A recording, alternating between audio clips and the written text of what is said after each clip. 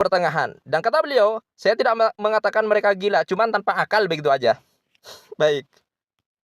لغيت عقولهم لا أقصد مجانين لكن لا يفكرون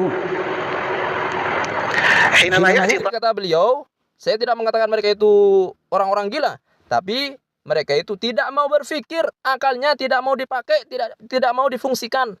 Afwan, misalnya juga sebenarnya baru belajar setahun, 2 tahun. Ustadz-ustadz kita saja yang sudah belajar puluhan tahun, yang malang melintang di dunia dakwah sudah ada begitu lama, itu saja nggak semua berani untuk debat sana-sini. Kenapa? Karena debat itu ada skill. Debat itu tidak semua orang bisa. Banyak orang yang berilmu. Hatta saya bilang, ustadz-ustadz salafi itu banyak yang berilmu, dan untuk memaparkan dia bagus. Tapi kalau untuk rudud, itu butuh skill, butuh mental, butuh kejelian untuk melihat sisi kelemahan hujah lawan. Dan ini butuh skill yang tidak semua orang punya. Maka menurut saya sih, yang seperti ini harusnya ditinggalkan. Apalagi oleh orang-orang yang tidak punya skill dalam sisi rudud, ditambah dengan minimnya referensi, mungkin karena baru belajar. Karena khawatirnya nanti yang salah jadi benar, benar jadi salah. Sesuatu yang sesat seolah-olah benar hanya karena didukung oleh kemampuan baca kitab dan membawakan kitab-kitab para ulama dengan pemahaman sendiri. Sedangkan antum ya mungkin akan mendivert dakwah ini menjadi hal yang keliru, akan dikonsumsi publik kesana kemari sampai bertahun-tahun dengan cara yang keliru, dan itu kita akan bisa jadi dapat ya dosa jariah nanti. Ada lagi pula, pernah kan ada asatidzah kita yang terbilang malang melintang di dunia dakwah dengan puluhan tahun dengan gelar doktor, berdebat melawan orang ahlul bidah, dan Allah itu memberikan hidayah kepada siapa yang dia kehendaki dan tidak kepada siapa yang dia kehendaki. Berdebat belum tentu juga bisa meluruskan sesuatu yang salah, apalagi kalau dari awal orangnya memang pengen membenarkan yang salah aja. So please belajar aja, skillnya ditingkatkan, nggak usah terdebat dengan yang seperti lagi pula. Bismillahirrahmanirrahim. Alhamdulillah wassalatu wassalamu ala Rasulillah Sayyidina Muhammad ibn Abdullah wa ala alihi wa sahbihi man wala wa ba'du. Saudara-saudaraku kaum muslimin muslimat dimanapun Anda berada, para penyimak, pemerhati, para pemirsa channel ini, dimanapun Anda berada, saya doakan Anda semuanya dipanjangkan usianya oleh Allah Subhanahu wa taala dalam ketaatan, ibadat dan ketakwaan kepada Allah, disehatkan badannya sebagai bekal untuk ibadat kepada Allah Subhanahu wa taala, serta dilancarkan segala urusan-urusan Anda dan dibahagiakan dirinya, keluarganya, dunia dan akhirat. Baik, melalui video ini saya akan menampilkan cuplikan video, potongan video pengakuan dari mantan Salafi Wahabi. Bahkan beliau ini adalah murid langsung dari pentolan Salafi Wahabi Ibnu Utsaimin dan Muqbil Al-Wada'i. Akan tetapi beliau bertaubat, meninggalkan pemahaman Salafi Wahabi. Bahkan melalui videonya beliau membongkar kesesatan metode pengajaran Salafi Wahabi yang jauh dari metode Ahlussunnah wal Jamaah. Atau beliau membongkar doktrin pengajaran Salafi Wahabi terhadap anak didiknya.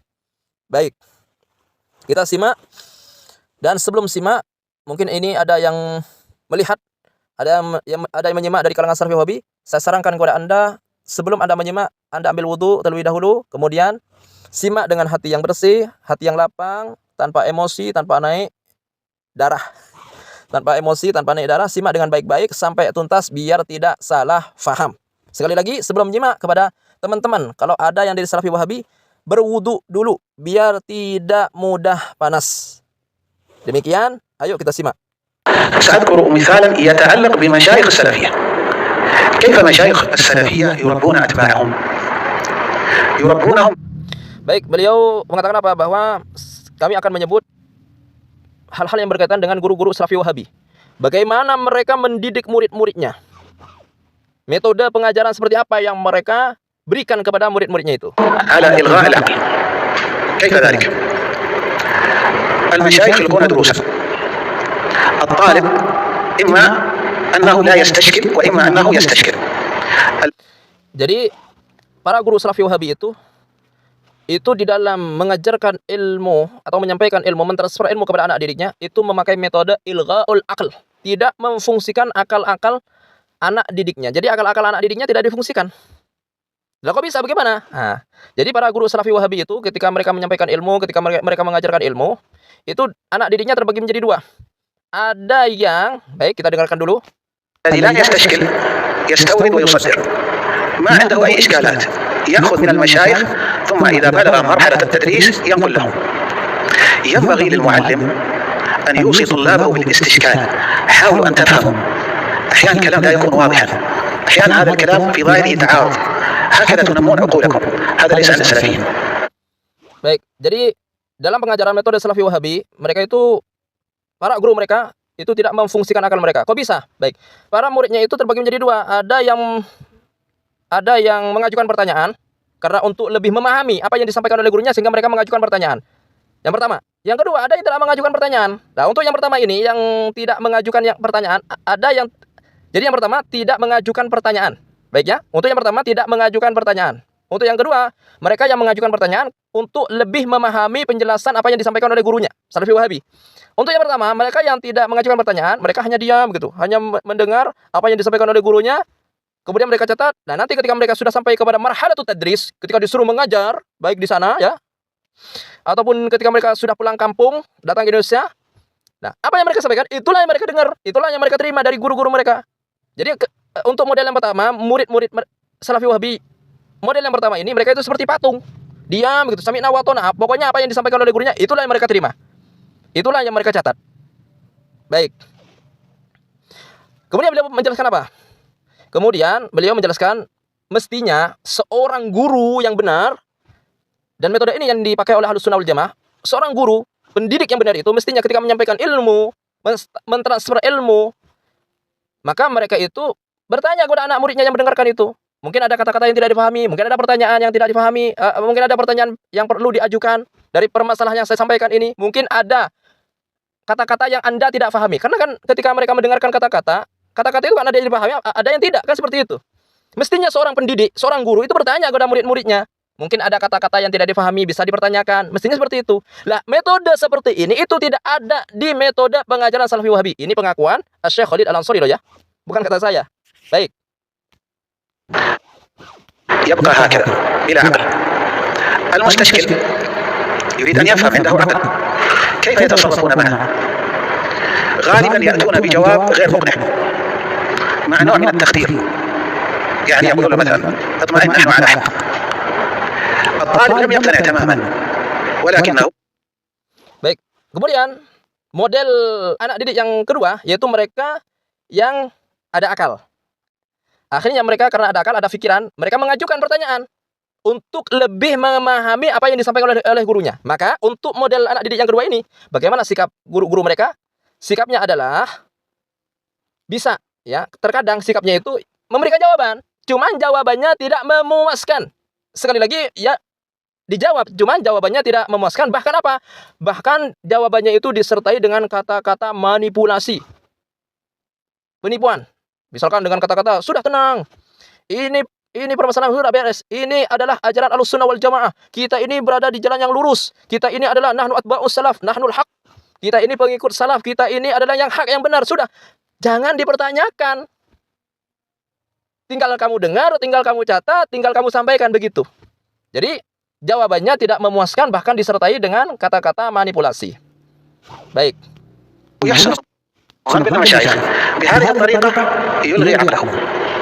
Lah, ketika mereka, para murid itu menerima jawaban gurunya yang tidak memuaskan itu ya, cuman husnudzon saja, baik sangka kepada gurunya. Baik sangka kepada gurunya dengan jawaban yang tidak memuaskan itu. الثاني لم يقتنع يكرر السؤال. مثل هذا ماذا سيكون حاله؟ إما أن ينصرف وإما أن يصرفوه. هم أنفسهم سيفعلون. Nah, kemudian ada sebagian dari murid-murid yang lain itu tidak puas dengan jawaban gurunya yang tidak memuaskan. Akhirnya atau bisa yang kedua ini. Jadi yang kedua itu seorang murid mengajukan pertanyaan, cuman ketika gurunya itu menyampaikan jawaban yang tidak memuaskan, diterima dengan husnudzon kepada gurunya. Atau tidak menerima, ya. Atau tidak menerima. Ini model ketiga dari bagian yang kedua itu tadi.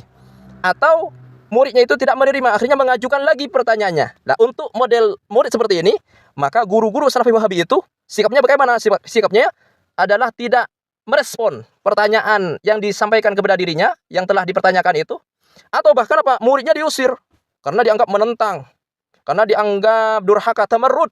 Bahkan apa? Bisa merusak atau bisa mempengaruhi pemikiran, paham-paham anak murid yang lain atau anak didik yang lain itu, teman-temannya yang lain. Ini akan mempengaruhi ini akan merusak ini, sehingga yang lain akan ikut-ikutan nanti. Akhirnya apa? Murid yang seperti itu akan diusir. Baik. سيعتبرون هذه علامات تمرد وسيؤثر على غيره. سيتلخص بذلك أن الأتباع بلا عقول إما بلا عقول ابتداء أو لهم عقول. Kemudian beliau mengatakan apa? Dari kesimpulan tadi bisa diketahui apa? Bahwa pengikut Salafi Wahabi itu bila ukul, tanpa akal katanya. Tanpa dibekali akal. Maksudnya akal yang difungsikan, maksudnya seperti itu. Karena semua manusia itu punya akal, cuman ada yang difungsikan, ada yang tidak. Yang tidak difungsikan itu adalah akal-akalnya Salafi Wahabi. Ini kata beliau ya, Syekh Khalid Al-Ansari. Jadi pengikut Salafi Wahabi itu tanpa akal. Bisa tanpa akalnya itu dari permulaan, hanya manut-manut saja begitu sami'na wa ta'na, bisa dari pertengahan. Karena berdasarkan husnudzon kepada gurunya, atau takut kepada gurunya, takut diusir dan semacamnya, atau bahkan takut tidak diberikan prioritas untuk bisa mengajar atau digaji dan semacamnya lah. Baik, jadi ada tanpa akalnya itu dari permulaan, ada tanpa akalnya di pertengahan. Dan kata beliau, saya tidak mengatakan mereka gila, cuman tanpa akal begitu aja. Baik. ألغيت عقولهم، لا أقصد مجانين لكن لا يفكرون. حينما يأتي Kata beliau, saya tidak mengatakan mereka itu orang-orang gila, tapi mereka itu tidak mau berpikir, akalnya tidak mau dipakai, tidak mau difungsikan. طالب العلم يريد يحاور الأتباع سيجد أنهم لا يحاورون بالحجة، يتعصبون جدا في حوارهم من باب الدفاع عما نشأوا عليه. ومن علامات إلغاء العقول لما الشيخ يختلف مع شيخهم. Makanya ketika mereka itu termasuk dari hasil didikan Salafi Wahabi itu, mereka apa? Mereka ketika mereka berhujjah, mereka berdiskusi, mereka berdebat, itu mereka tetap hatinya itu keras, mereka bersikukuh dengan pendapat mereka pribadi, mereka sendiri. Kenapa? Karena ya itulah, mereka itu menerima sesuai dengan apa yang mereka sampaikan itu dari guru-guru mereka seperti itu. Jadi bersikukuh, cengkal begitu, tanut, keras kepala. في مسألة علمية تجد الأتباع يدافعون عن شيخهم بقوة وكأنه معصوم، ويهاجمون ذاك الشيخ ويصفونه بصفات لا تجتمع في شخص واحد. يقولون صاحب هوى عقول لما الشيخ يختلف مع شيخهم في مسألة علمية تجد الأتباع يدافعون عن شيخهم بقوة.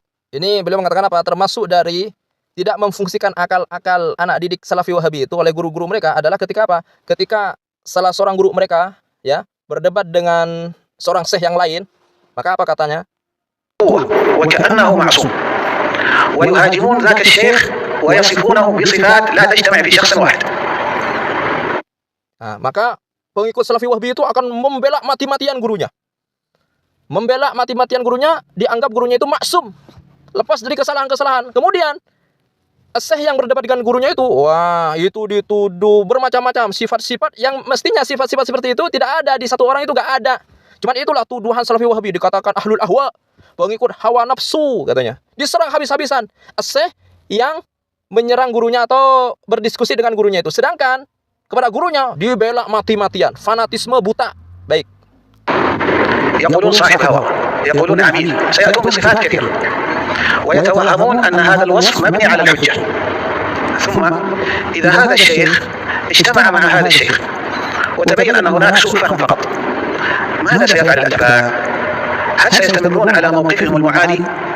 لا. لماذا؟ إن كان الموقف مبنيا على الحجة فسيستمرون، ولكن الموقف ليس مبنيا على الحجة. هذه نتيجة إلغاء العقول. ينبغي. Baik. Jadi kata beliau, ketika guru Salafi Wahabi atau tokoh Salafi Wahabi berdebat berdiskusi dengan syekh yang lain, maka itu pengikut Salafi Wahabi, anak didiknya atau yang simpatisan dengan Salafi Wahabi akan membela mati-matian. Seakan-akan gurunya itu maksum, lepas dari kesalahan-kesalahan. Nah, akan tetapi apa? Anehnya, jadi disangkakan dengan gurunya itu, diyakini gurunya ada yang benar. Kemudian syekh yang menentang itu, yang berdiskusi adalah salah. Ya, sebagaimana kita saksikan di Indonesia ini, ketika salah seorang ustadz Salafi berdebat dengan ustadz yang lain, Aswajah, itu yang Aswajah diserang mati-matian itu. Diserang mati-matian, dikatakan ini, dikatakan itu, bermacam sifat-sifat yang tidak layak lah mestinya. Kemudian ustadz Salafi itu dibela mati-matian, disanjung, seakan-akan maksum, lepas dari kesalahan.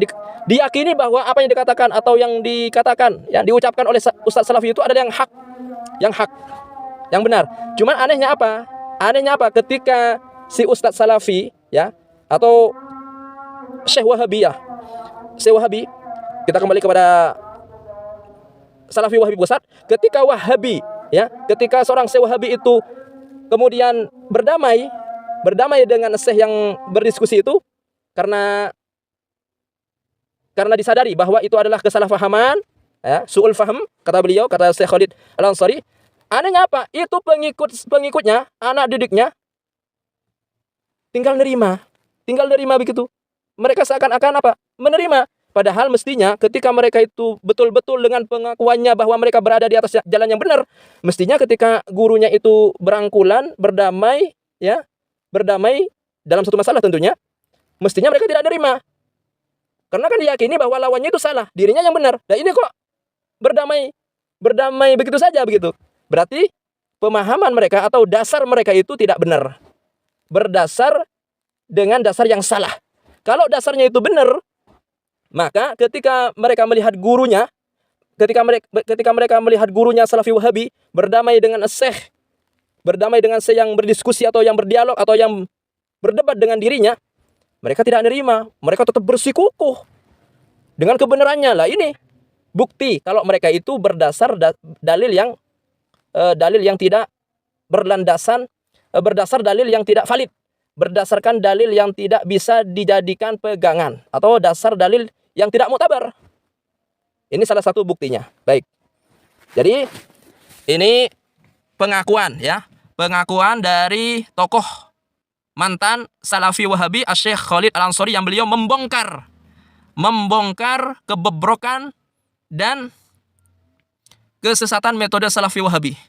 Sehingga tidak heran ketika anak didik mereka pulang ke Indonesia mengajar, banyak dan sering dijumpai pengajaran-pengajaran mereka, ilmu yang mereka sampaikan itu bertentangan dengan Ahlussunnah wal Jamaah. Kenapa? Karena dari sananya sudah salah, sehingga dalam penyampaian akan berakibat salah pula. Baik, demikian, semoga Allah Subhanahu wa taala memberikan kepada kita semuanya taufik dan hidayah serta pemahaman yang lurus, pemahaman yang betul-betul, pemahaman yang difahami oleh Nabi SAW, para sahabat dan para tabi'in. Demikian, wallahu a'lam bissawab.